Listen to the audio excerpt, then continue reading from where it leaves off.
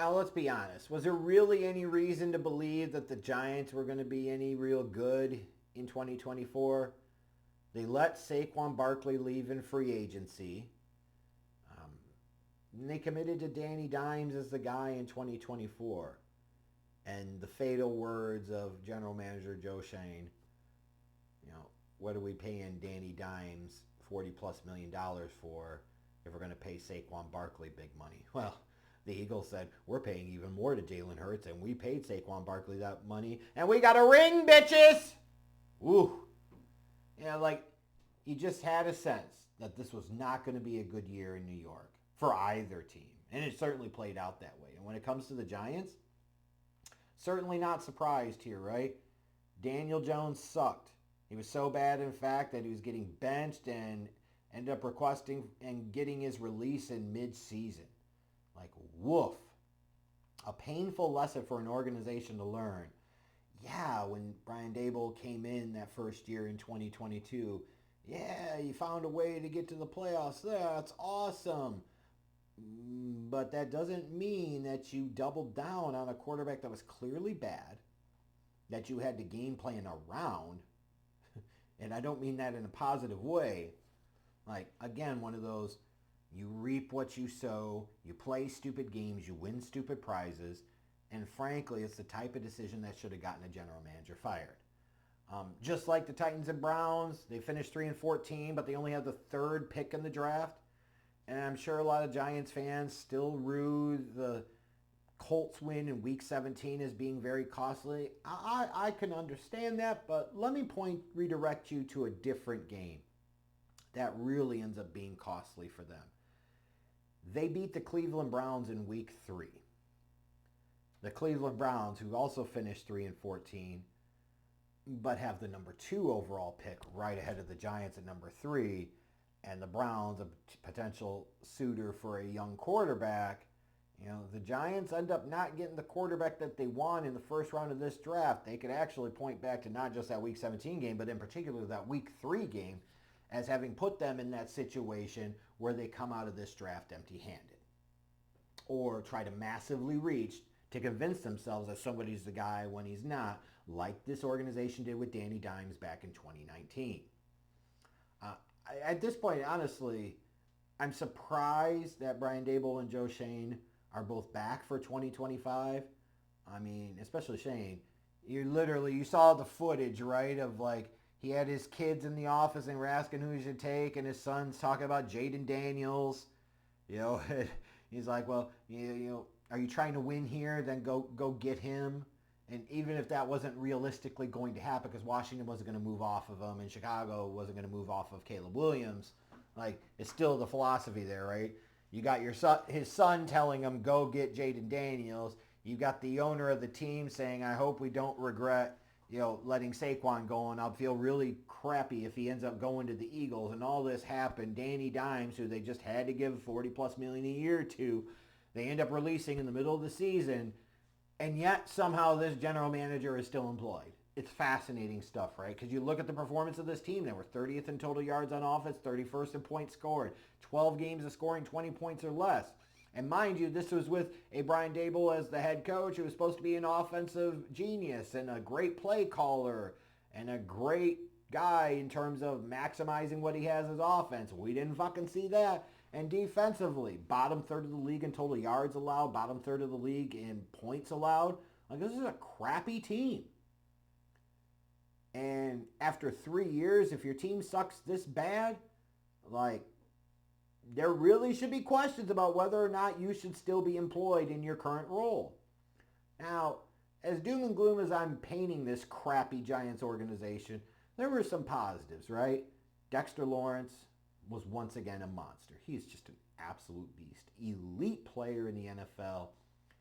And it's a shame that he's wasted on the Giants because he's the type of player that deserves more national spotlight, because if he did, you would start to hear people talking about, hey, if he keeps up on this trajectory, he could end up in Canton someday. Like, he is that level of stud, right? Malik Neighbors, who you took 6 overall, even with the shitbag quarterback situation, had over 1,200 yards receiving as a rookie. Like, pretty damn impressive stuff, right? And you look at this draft, there's some glimmer of hope there. Malik Neighbors, stud. Tyler Nubin, second round pick. Looks like he could be a key cog of this secondary in the years ahead. Theo Johnson contributed some at tight end. Fifth round pick Tyrone Tracy was your featured running back and had over 1,100 scrimmage yards. Some good returns from this 2024 draft class is a reason to have some potential positivity in your thoughts. Brian Burns, who they traded for, he was solid, not necessarily spectacular, but he was pretty solid. You don't feel a huge disappointment with him.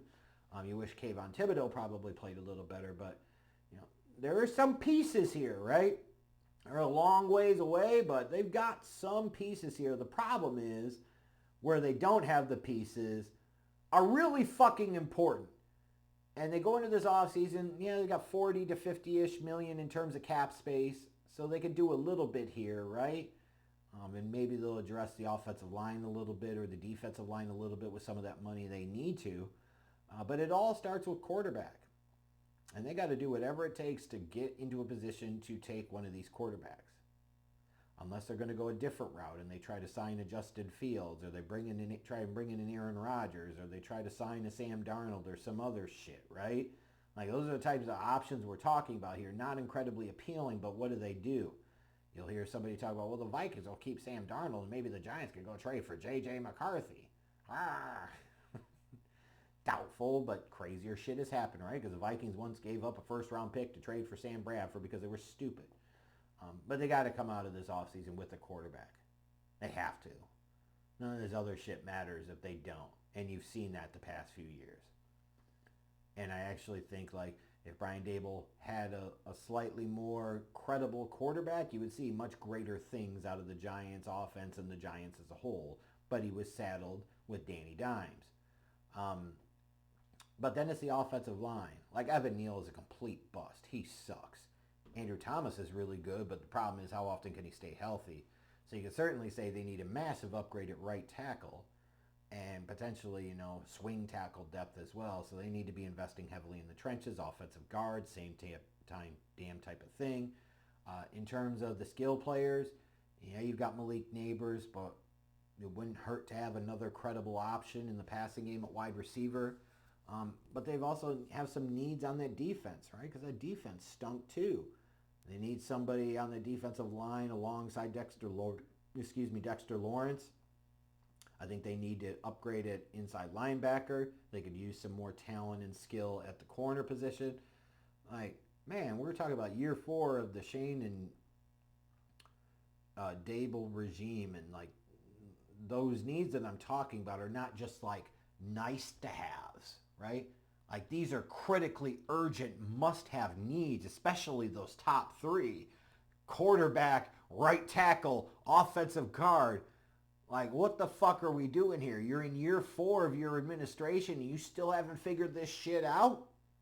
Woof. Woof, woof, woof. Bad. But, as I mentioned, if the Browns are prone to want to trade back, and or going to take somebody else like a Travis Hunter or Abdul Carter, like, hey, the Giants could be sitting all right at pick 3. But if they really have their eyes on either Cam Ward or Shedeur Sanders and really want them, and then those guys go 1 and 2 in the draft, and the Giants aren't able to trade up, and it's them beating the Browns that cost them one of these quarterbacks, that'll be one of the great what-if scenarios that plays out for the Giants, right? Just about as much as a what if the helmet catch doesn't happen, the Manningham catch doesn't happen. How little would we hear about Eli Manning and this Hall of Fame worthiness foolishness, right?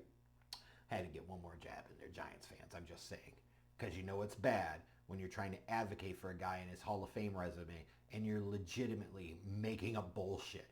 Oh, he has the most combined passing yards in a regular season / postseason. He not only doesn't have that record, he never had that record. And his brother had more in 2013. The fuck are you talking about?